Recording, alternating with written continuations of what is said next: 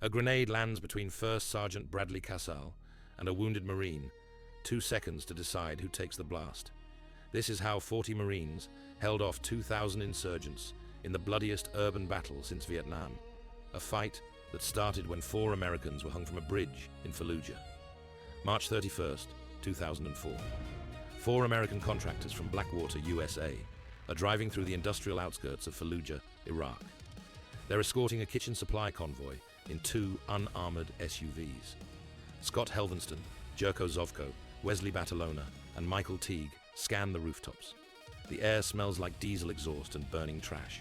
The streets are too quiet. No traffic, no civilians. Just the distant call to prayer echoing off concrete walls. Then, without warning, the world explodes. Automatic weapons fire tears through the windshields from 3 different angles. The convoy screeches to a halt. Glass shatters. Metal screams. The contractors return fire, but they're surrounded. 50 insurgents pour from alleyways and rooftops. Within 4 minutes, all 4 Americans are gone. But the violence doesn't stop there. The mob descends. They drag the bodies from the burning vehicles, beating them with rocks and metal rods. The smell of kerosene fills the air as someone douses the corpses and lights them on fire. The charred remains are tied to ropes and dragged through the streets while hundreds chant in rhythmic fury. Then they hang 2 of the bodies from the green iron trusses of the King Faisal Bridge over the Euphrates River. Cameras capture everything. By nightfall, every television in America shows the same horrifying scene. 4 men, mutilated and swaying in the breeze. The mob below, celebrating. In Washington, the reaction is immediate. Fallujah must pay. But what no one in Washington understands yet is that this city is already lost, and the price to take it back will be written in blood. Fallujah sits 40 miles west of Baghdad, along the Euphrates River. In 2004, it is home to nearly 300,000 people, mostly Sunni Arabs. After the fall of Baghdad in 2003, the city tried to maintain order. But then, in April 2003, paratroopers from the 82nd Airborne Division opened fire on protesters outside a school. 17 civilians fell in the street. The city erupted overnight. By the early 2004, Fallujah has become a sanctuary for the worst men in Iraq. The most dangerous is Abu Musab al-Zarqawi, a Jordanian jihadist who uses Fallujah as his headquarters, planning bombings and beheadings from safe houses hidden in the maze of concrete streets. Scott Helvenston is a former Navy SEAL. Jerko Zovko served in the Army's elite 75th Ranger Regiment. Wesley Batalona and Michael Teague are both former Army Rangers. They know Fallujah is dangerous, but they have a job to do. As they roll down Route 10, the streets narrow, traffic slows, then stops. The contractors tense. Helvenston reaches for his radio, just as the first burst of AK-47 fire rips through his door. The ambush is perfect. Insurgents fire from 3 directions, using rooftops and second-story windows. The SUVs are riddled with bullets in seconds. One by one, they fall. The entire ambush lasts less than 5 minutes. But what happens next changes everything. A mob of hundreds surges from the side streets, dragging the bodies from the vehicles. Someone produces cans of kerosene. The bodies are doused and set ablaze. The flames roar, black smoke spiraling into the sky. They tie ropes to the charred remains and drag them through the streets. The procession ends at the King Faisal Bridge, where the bodies are strung up from the steel girders. Al Jazeera broadcasts the footage within hours. CNN picks it up. In living rooms across America, families watch in stunned silence. The political pressure on the Bush administration is instant and crushing. Something must be done. Inside Marine Corps headquarters, General James Mattis and Lieutenant General James Conway argue for surgical precision. They want targeted raids, not a sledgehammer assault that will destroy the city and radicalize every survivor. But their voices are drowned out by political outrage.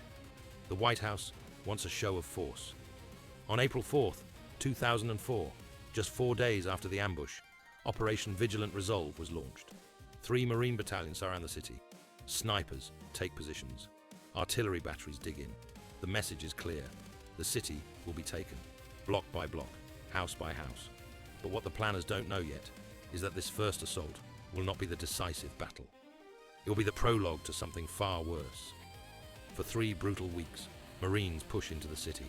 They fight street to street, taking sniper fire from minarets and rooftops. Every corner is a potential ambush. Every doorway could hide an improvised, explosive device. The fighters aren't just defending territory, they're defending an ideology, and they're willing to perish for it. On the first day, 5 Marines were lost. By the end of the first week, 39 Americans have fallen, and 95 are wounded. The Marines advance slowly, methodically, clearing neighborhoods with disciplined precision. They use tanks to punch through walls, Bradleys to provide covering fire, and infantry to clear buildings room by room. The insurgents fight back with AK-47s, rocket-propelled grenades, and improvised explosive devices. They use mosques as firing positions and hospitals as command posts. The fighting is close, personal, and exhausting. But just as the Marines are gaining the upper hand, something unexpected happens. The Iraqi Governing Council, under intense pressure from Sunni politicians, demands that the Americans stop the assault immediately. Politicians in Washington, worried about the upcoming transfer of sovereignty, cave. On April 30th, just as the Marines are poised to finish the job, the order comes down. Cease all offensive operations. Pull back. Let the Iraqis handle security. The Marines are stunned. 39 of their brothers have fallen. 95 are wounded. And now they are being told to hand the city over to an all-Iraqi force called the Fallujah Brigade, led by former Ba'athist officers. The decision is a political compromise, but tactically, it is a catastrophe. Within 2 weeks, the Fallujah Brigade defects to the insurgency. The officers hand over American-supplied weapons, vehicles, and ammunition to the very men they were supposed to fight. The city becomes a no-go zone. Zarqawi and his fighters celebrate their victory. They have faced the world's most powerful military and forced it to retreat. For the next 6 months, the city transforms into an insurgent fortress. Fighters dig tunnels beneath streets, connecting houses. They plant improvised explosive devices in homes, wiring propane tanks and artillery shells to remote detonators. Entire blocks are rigged to explode. Snipers set up positions in minarets. Mortar teams practice firing on coalition bases. The city's 50,000 buildings become a labyrinth of traps. By summer, intelligence estimates put the number of insurgents at somewhere between 2,000 and 4,000 men, all heavily armed, all willing to perish. But what the insurgents don't know is that the coalition is preparing too, and this time there will be no ceasefire. Throughout the summer and fall of 2004, the 1st Marine Division and the Army's 2nd Brigade, 2nd Infantry Division stage equipment and supplies for a second assault. They call it Operation Phantom Fury. Planners divide Fallujah into sectors using a grid of phase lines with code names like Henry, Fran, and Elizabeth. Every major street, every mosque, every intersection is mapped. Unmanned aerial vehicles fly, 24-hour surveillance missions. Engineers stockpile 15 days' worth of food, water, fuel, and ammunition, building what Marines call an iron mountain of supplies. The plan is simple but brutal. Surround the city, cut off all escape routes, then send in 14,000 coalition troops to clear every building one by one. The civilians know what is coming. By late October, leaflets dropped from helicopters urged everyone to leave. Over 90% of the population flees, streaming north and west toward refugee camps. The exodus is biblical. By early November, Fallujah is a ghost town, eerily silent except for the occasional burst of fire. The streets are empty, shops are shuttered. The only people left are either too old, too sick, or too committed to the fight to leave. The city waits, knowing that what comes next will be unlike anything it has seen before. On November 7th, 2004, the final preparations begin. 14,000 coalition troops mass on the northern edge. They include Marines from the 1st, 3rd, and 7th Regiments, soldiers from the Army's 2nd Brigade, British commandos, and Iraqi Army units. The air campaign starts at 1900 hours. A C-130 aircraft circle overhead, their howitzers pounding insurgent positions. The sound is apocalyptic, a bone-shaking thunder. 155mm artillery batteries fire round after round into the city. Each shell screams through the night sky, then detonates with a concussive blast that sends plumes of smoke hundreds of feet into the air. The bombardment lasts for 12 hours straight. By dawn, Entire neighborhoods are shrouded in smoke. Buildings burn. The city looks like a nightmare. But this is just the beginning. At 0700 hours on November 8th, the assault begins. D9 bulldozers equipped with mine plows punch through the railroad embankment on the northern edge.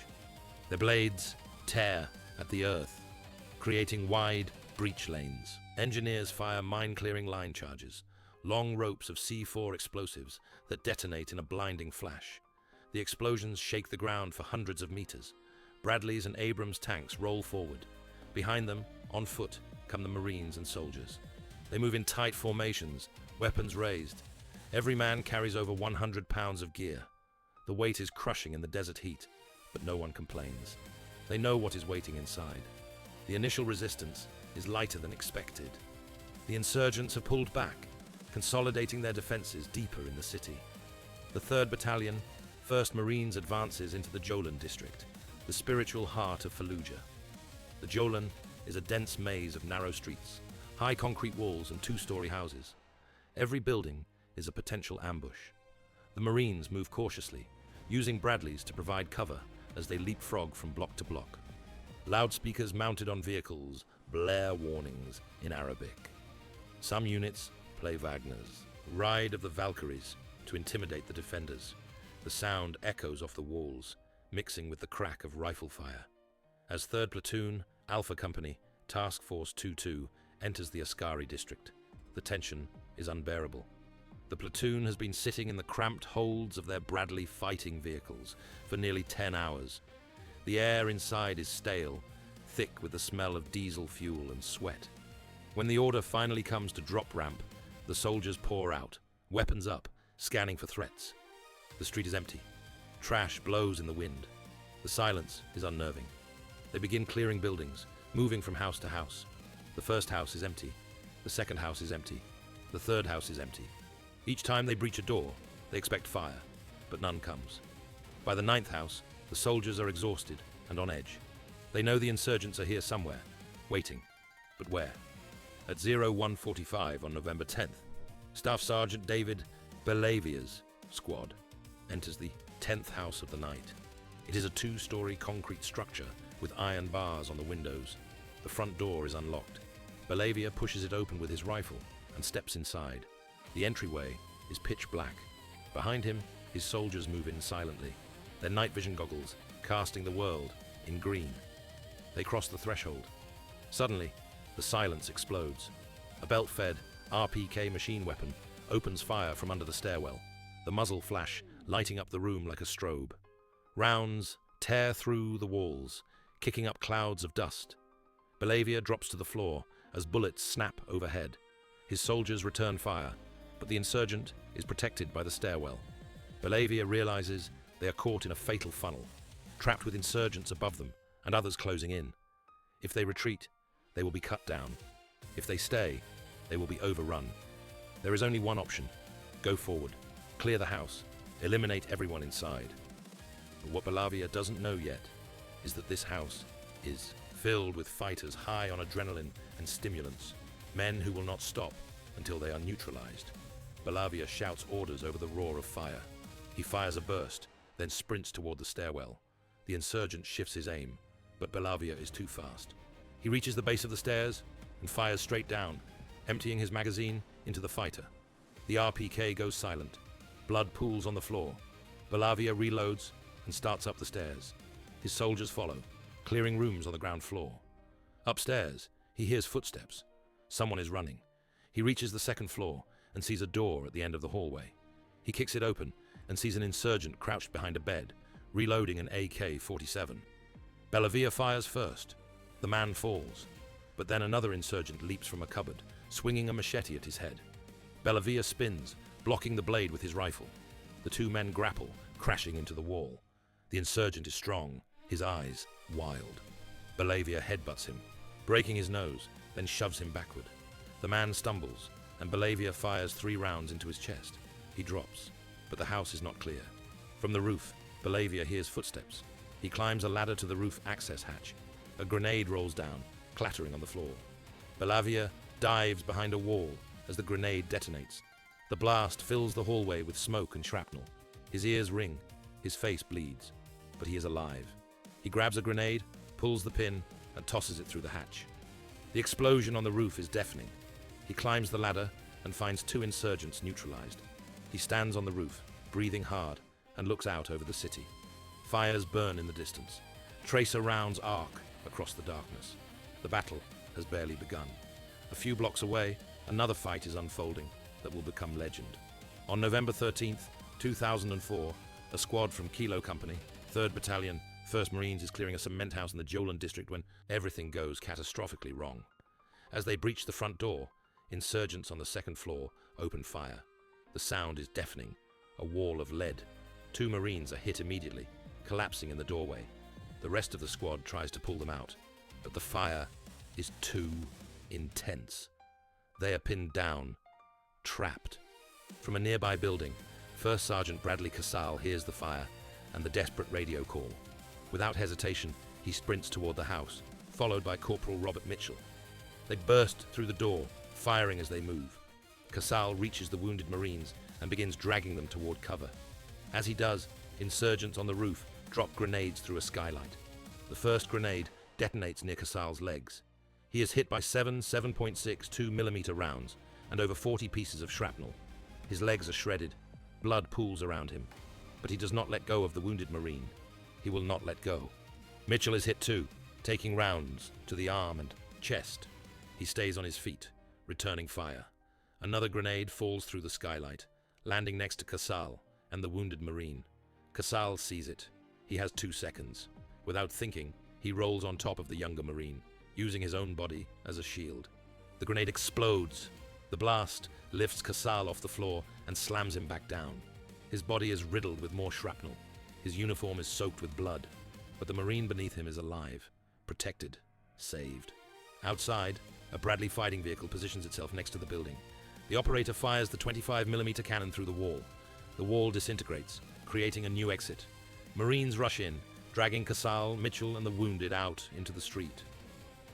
As they retreat, a satchel charge is thrown into the building. The explosion brings the entire structure down, entombing the remaining insurgents. But even as the dust settles, one insurgent hand reaches out from the debris and tosses a final grenade at the Marines. It detonates harmlessly, but the image is seared into everyone's minds. These men are not giving up. They are fighting until the end. For the next 3 weeks, the battle continues. Block by block, house by house, room by room, the coalition forces clear the city with grinding violence. The insurgents fight from every building, using spider holes to pop up behind advancing troops and firing 50 caliber machine weapons at point-blank range. They fill homes with daisy-chained IEDs, wiring propane tanks and artillery shells to remote triggers. They use mosques as command posts, forcing Marines to assault sacred buildings. The fighting is brutal, intimate, and exhausting. Soldiers and Marines go days without sleep, surviving on adrenaline and the knowledge that their buddies are counting on them. They carry wounded comrades through streets choked with rubble and bodies. They watch friends fall, and they keep going. By late November, the city is largely secure. The insurgents, who survive, flee into the desert or blend into the civilian population. The coalition has lost 95 men and 560 wounded. Insurgent casualties are estimated at 1,200 to 2,000 neutralized and 1,500 captured. But the cost to Fallujah itself is staggering. 60% of the buildings are damaged or destroyed. Entire neighborhoods are reduced to rubble. The streets are littered with unexploded ordnance and fallen. The smell is unbearable, a mix of devastation, sewage, and smoke. The city that once housed 300,000 people is now a wasteland. In mid-December, residents are allowed to return under strict conditions. They must pass through Entry Control Point 5. Each person undergoes biometric identification, iris scans, fingerprints, photographs. Each person is issued an ID card they must wear at all times. It is a humiliating process, but it is the only way to ensure insurgents do not re-infiltrate. Slowly, painfully, Fallujah begins to rebuild. Markets reopen. Power is restored to some neighborhoods. Former insurgents, captured during the battle, are hired to clear rubble under Marine supervision. The city that was once a symbol of resistance becomes a symbol of something else. A battlefield where the United States military proved it could fight and win in the most difficult urban environment imaginable, but at a cost that will haunt everyone involved for the rest of their lives. For the veterans who fought there, Fallujah is more than a place on a map. It is a crucible that defines their lives.